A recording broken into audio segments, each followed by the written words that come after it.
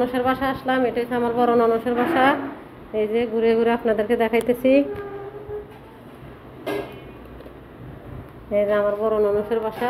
এটা হচ্ছে ছেলের রুম। এটা এই রুমে ছেলে থাকে।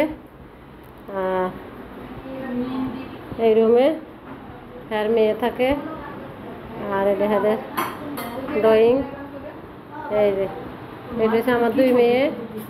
আর এটা হচ্ছে আমার এই যে ননসের, আমার ননসের মেয়ে লজ্জা পাইতেছে। এই যে বুঝছেন,